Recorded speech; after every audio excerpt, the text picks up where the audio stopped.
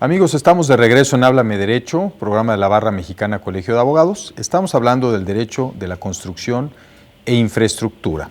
Y tenemos a tres invitados, Roberto Hernández, Jaime Gray y Jerry Brodsky. Jaime, ¿podríamos platicar sobre este tema de las asociaciones público-privadas, que entiendo pues es similar lo que hay en Perú, en México e incluso en los Estados Unidos? Después lo voy a pedir a Jerry, que ha tenido una participación muy activa en un proyecto muy importante, pero creo que sería muy bueno. Ya hice yo un programa de asociaciones público-privadas aquí de la Barra Mexicana Colegio de Abogados, pero nos gustaría que nos pudieras platicar de tu experiencia en este tema. Encantado. Yo creo que las asociaciones públicos-privadas son consecuencia de una nueva, permíteme otra vez hablar del mismo tema, una nueva asignación de riesgos. Inicialmente el Estado ejecutaba la infraestructura a través de un esquema clásico de obra pública y luego migró al tema de concesiones. Y sin embargo algunos concesionarios todavía se veían bastante favorecidos porque ellos trasladaban mucho riesgo al Estado. En una asociación pública-privada lo que pasa es que ya el privado también toma mayores riesgos. Y eso es bueno para el Estado, porque finalmente quien ejecuta estas obras, estas infraestructuras, también a veces toma riesgos que tradicionalmente le correspondían al Estado. Entonces, ¿qué está haciendo el Estado en estos momentos? Está, en primer lugar, abriendo campos que antes el privado no entraba, como por ejemplo la salud. Y lo que está siendo pero muy estricto es en detallar niveles de servicio, por ejemplo. Entonces, esos niveles de servicios tienen que ser cumplidos indefectiblemente por aquel que se presenta ante una propuesta. Y como en mi país es necesario que la infraestructura se desarrolle, al igual que el servicio público, lo que se está apostando es en descentralizar lo que es las asociaciones públicos-privadas. Se dio hace 5 años más o menos una ley, la ley de descentralización de la infraestructura, en el cual los gobiernos regionales e inclusive las municipalidades priorizan sus proyectos y luego es el privado quien, si no necesita cofinanciamiento del Estado, entendiéndose como cofinanciamiento del Estado, por ejemplo, asegurar en una carretera cierto número de paso de tráfico, eso ya lo asume el privado. En ese tipo de iniciativas, que sea el privado quien prepare al 100% dicha iniciativa y diga, ok, esta es mi iniciativa, ¿quién puede mejorarla? Entonces, si hay un tercero que la mejora, es aquel que finalmente la ejecutará. Pero esta persona que ha invertido también tiempo, dinero en desarrollar ingeniería, desarrollar planos, etcétera, es pagado por aquel que le ganó en buena lid en esa iniciativa. Ok, dice, perfecto, perdí, pero sé que mi inversión al menos ha sido recuperada. Y lo más importante para el Estado es que entregó la ejecución de esa infraestructura a quien pudo hacerlo de la mejor manera, desde el punto de vista técnico y económico, una vez más. Volvemos al ganar-ganar. Eso es lo que buscamos. Es muy interesante. ¿Nos podrías platicar, Jerry, la experiencia que has tenido en los Estados Unidos con estos proyectos? Yo he tenido la suerte de participar como asesor legal a un contratista europeo que está ejecutando y por terminar la PPP más importante de transporte en los Estados Unidos. Fuera de la asignación de riesgos y digamos lo que explicaba Jaime, yo creo que también las PPPs y la incursión de este modelo en el mercado. ¿A qué te refieres por PPP allá? Nosotros los llamamos Public-Private Partnerships, que son asociaciones público-privadas. Asociaciones público-privadas. Sí, exacto. Son el resultado de una realidad económica. ¿Dónde se generan, dónde empiezan las PPPs? Las PPPs empiezan y se difunden en Europa. Y eso no es casualidad. En Europa fue donde se quebraron los gobiernos primero y donde había menos posibilidad de hacer obras públicas. La necesidad es la madre de la creatividad. Claro. Y se crean los modelos económicos donde se transfiere vía concesiones la gestión pública de hacer estas obras al sector privado. Y es así como se difunde el modelo muchísimo en Europa.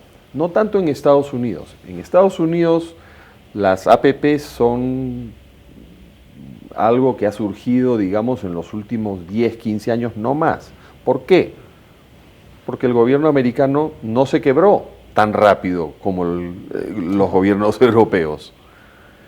Y ese es el primer punto. Y el segundo punto es que, si bien las APP son un vehículo maravilloso para generar infraestructura en los países como los nuestros en el sur, que tienen tanta necesidad de infraestructura, Así es. la realidad en Estados Unidos no es tan diferente. Lo que pasa es que ellos ya tuvieron la primera ola de infraestructura, pero está toda vieja y hay que volverla a hacer. Esta nueva infraestructura que se está construyendo en Estados Unidos no se puede pagar con los fondos públicos, no los hay. Y entonces da lugar a la incursión de modelos como las APPs, que están teniendo una acogida maravillosa. Es más, tradicionalmente las APPs han sido, los proyectos financiados de esa forma han sido proyectos muy grandes, de obras, lo que nosotros conocemos como los megaproyectos de infraestructura.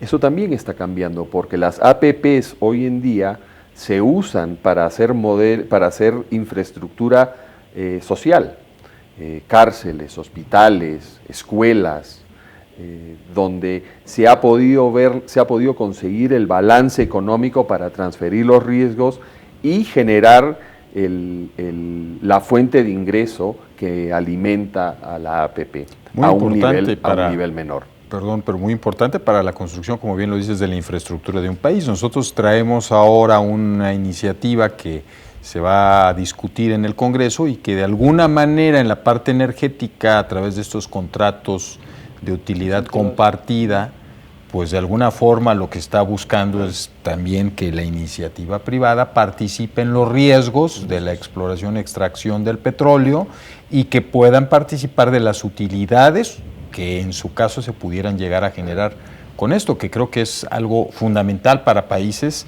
en donde el gobierno pues cumple parte de su función, pero no toda su función es la construcción de la infraestructura, ¿no? O sea, con recursos públicos, sino que siempre existirán estas posibilidades.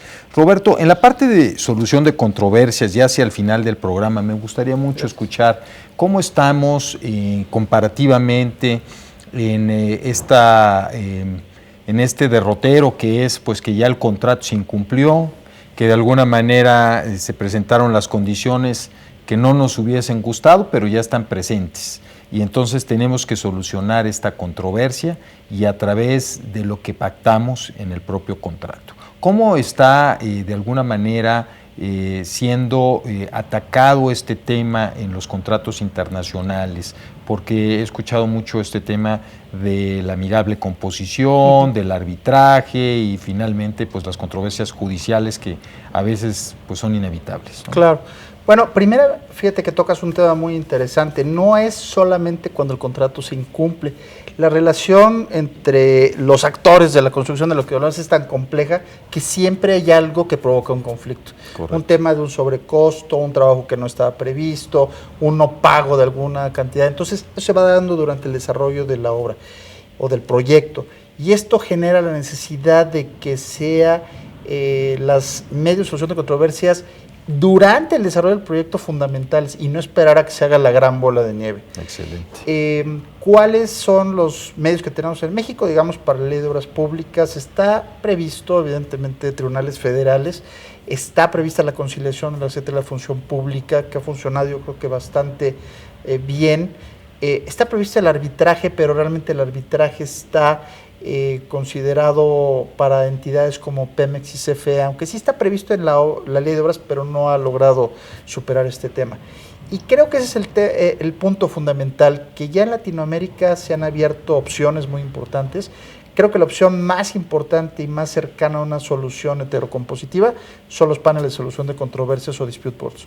Actualmente El Salvador, Honduras, Panamá, en el canal de Panamá tiene un panel de solución de controversias, en Chile, en Perú acaban de establecer todo un mecanismo, y creo que esto es lo que debemos de ver, que haya mecanismos propositivos en tiempo para que se pueda lograr solucionar en tiempo y que consecuencia tenga que se presente y tengamos un proyecto bien hecho a tiempo y que las partes puedan, concluyendo el proyecto, en lugar de irse a un arbitraje, poder cruzar las manos y decir tenemos un bello proyecto en beneficio de, pues, de la sociedad o de un particular.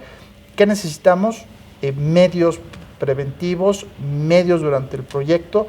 Hemos estado trabajando muy fuertemente en ICC México, la Cámara, el Centro de Arbitraje en la Industria de la Construcción, y creo que ya hay iniciativas, pero se necesita más empuje para que estos tomen, no les tengamos miedo.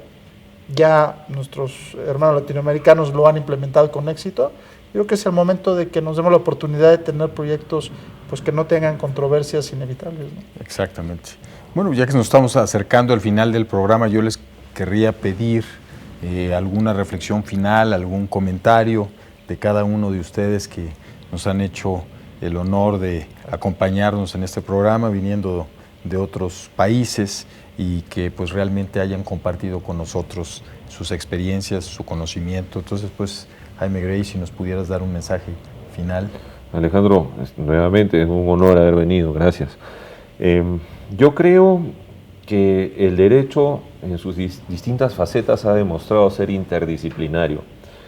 Y yo creo que una de las disciplinas más interdisciplinarias es el derecho de la construcción. Y muchas veces nos enfrentamos a estereotipos como que el que es hábil en matemáticas entonces va a estudiar ingeniería, y el que no sabe de matemáticas y le gusta leer va a terminar estudiando derecho. Y yo creo que no es, si bien puede ser así, no necesariamente es así. Y que entre la ingeniería y el derecho hay muchas, pero muchas situaciones que nos acercan.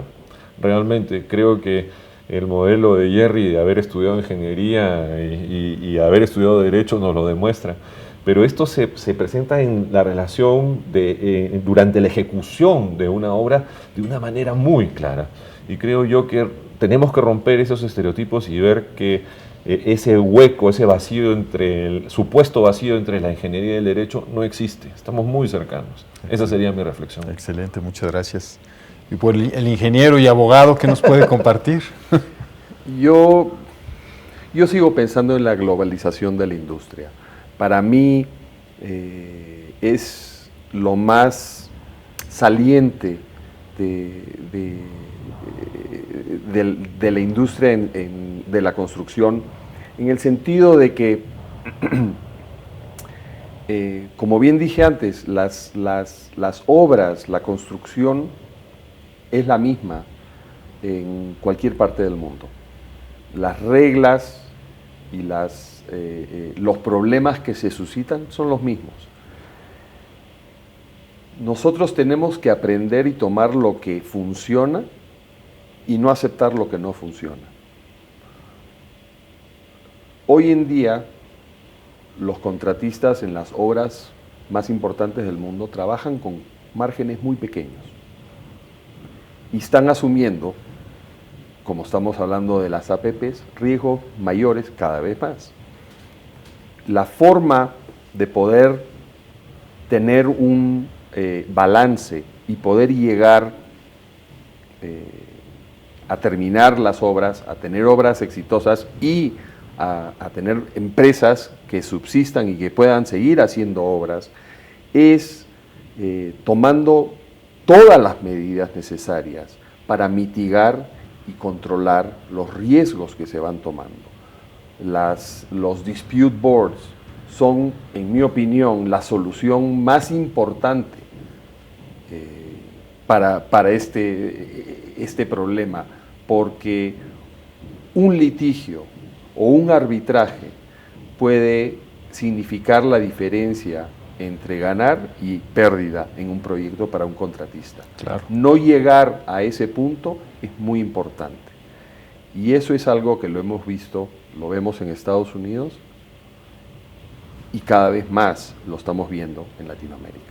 Y eso me llevaría a una reflexión final de que si no cuentas con un buen contrato, quizás vaya a incentivar el incumplimiento. Claro, Correcto. claro. Porque es mejor negocio incumplir Por supuesto que sí. que el sí, realizarlo. podría verse así. Se podría dar. Entonces, la importancia. Pues Roberto, yo te quiero agradecer No, al contrario, que gracias nos a ti, hayas Alejandro. Gracias traído por- a la mesa a nuestro colegio, que eres un barrista muy activo, este tema tan interesante con los invitados del día de hoy de lujo. Gracias a ti, Alejandro. De veras que les agradecemos el que hayan compartido con nosotros este programa de Háblame Derecho de la Barra Mexicana Colegio de Abogados. Soy su amigo Alejandro Torres y hasta la próxima.